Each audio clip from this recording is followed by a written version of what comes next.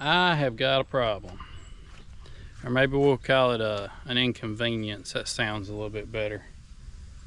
In farming, you have got to be good at improvising and making stuff work. Either that or you got to have big fat stacks of fluid cash to go buy all kinds of new stuff when you need it.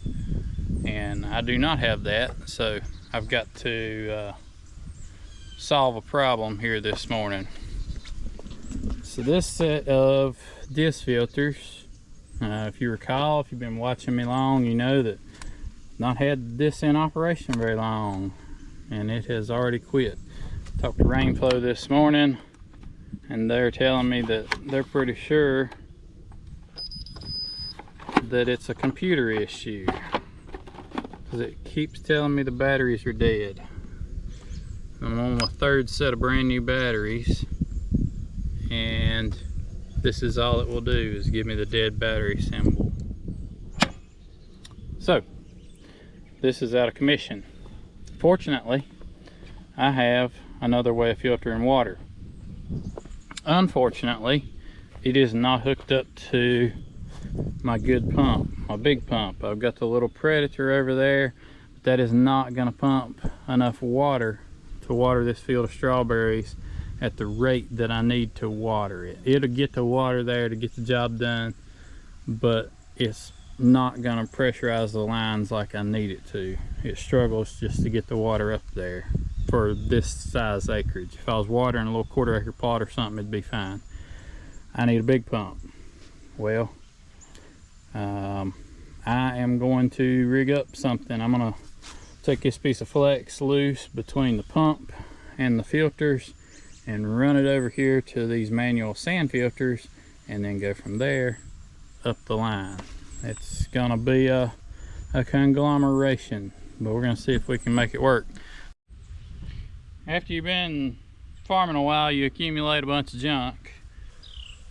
Sometimes it's good to hang on to stuff. I've got this, I mean, there are actual 3-inch to 2-inch reducers you can buy, but don't have one of those. It's not needed somewhere else right now. This is what I do have. Something I just had laying around that came off of something sometime, and I think this is going to be the piece that I need to come out of the pump and go into that set of 2-inch sand filters, and then we'll have to do some kind of other rigging to get it up to the 4-inch aluminum.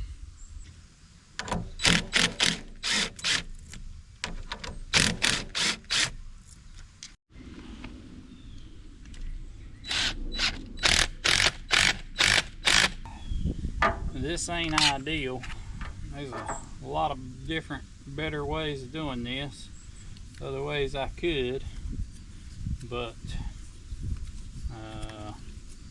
I really need some water running, and this ain't the time of year to go spend a whole bunch of money on replacement electronics. So this will get us by for the time being. I do have a new set, I don't think I've showed y'all, a new set of 48-inch fiberglass sand filters that came out of a community pool, and I'm gonna get those operational. They're actually, I've got everything there that I need except for the sand. I need to go buy a pallet of sand. They were so heavy and they were underneath of this pool. We had to carry them out a 36-inch walk door, so there was no way to really salvage the sand. We had to dump it out.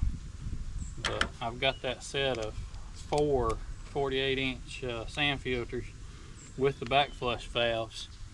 So I get that going. They're manual, which means I have to come manually flush them, but also means I'm not going to have electronic problems out of them. So I might get this set of disc filters fixed. They might be on Facebook Marketplace. Alright, we got water pump over to the filters. Now we just got to get filters to the field. And I've got this big 4-inch line that's coming out of these filters and going to the 4-inch aluminum. And I was thinking I would just plug it. But the problem is the way this aluminum works, the females are always uphill. Well, the females are what you plug. There's no cap for a male of this that I'm aware of. At least I don't have any. You could take something and weld something up and make you a homemade plug, but it's not the way they're intended to work. I don't have a reducer to run 2-inch out of those filters into this 4-inch.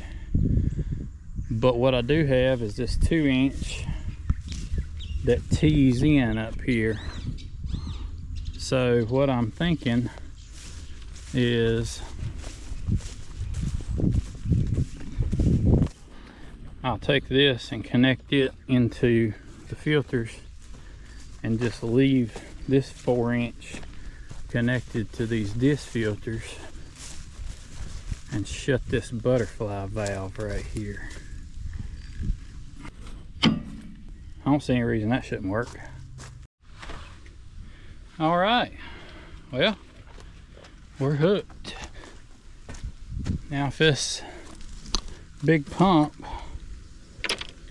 doesn't blow apart this little set of filters, we should be good to go.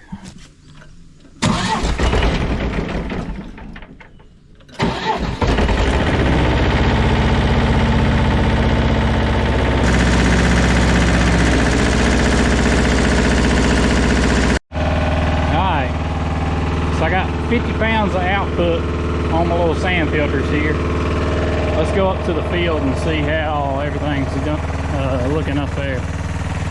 It's crazy how long it takes water to get up this hill. Now I ain't saying that or advocating for going around jerry rigging everything you got. What I am saying, sometimes you got to make things work with what you got to work with. But y'all check this out. I am pumped about these darn strawberry plants.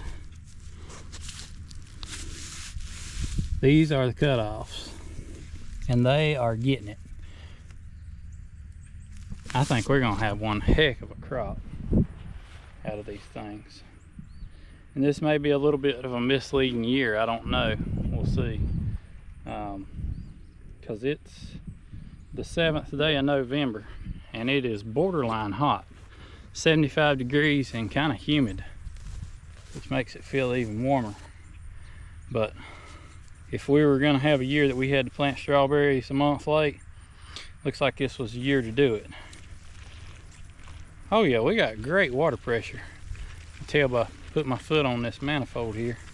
Yeah, I think this is gonna work out just fine. I may actually need to dial the pressure back a little bit or idle the pump down.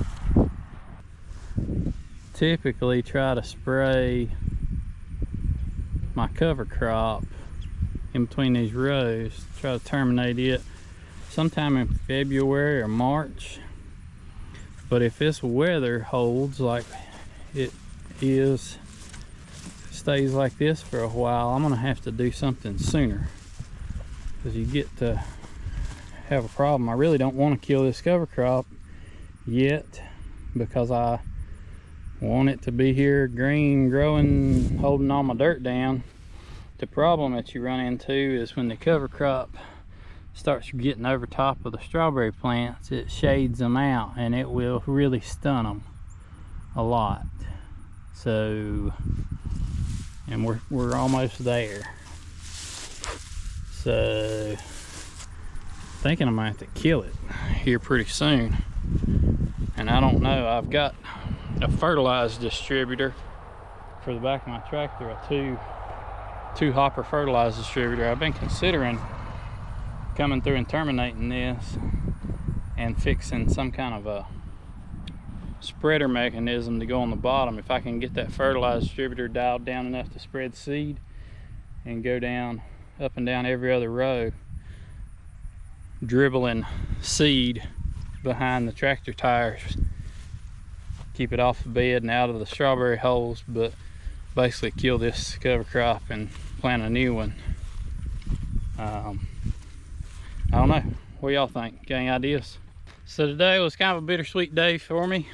Had to take my amigos to get on the bus back to Mexico. I've talked about this before, but we use the Federal Guest Worker Program, also known as the H-2A program, to get our workers, and they are come up here for about 6 to 7 months out of the year away from their families to work for us, and we really couldn't do it without them.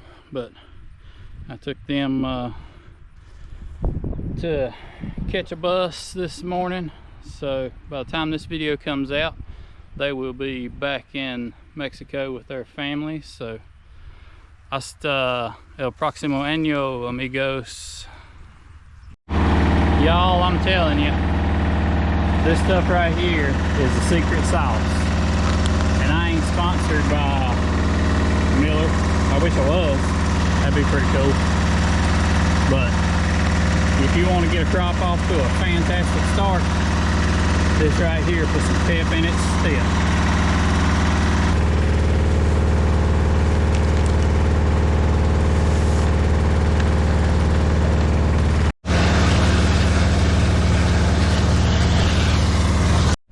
All right, the secret sauce is going.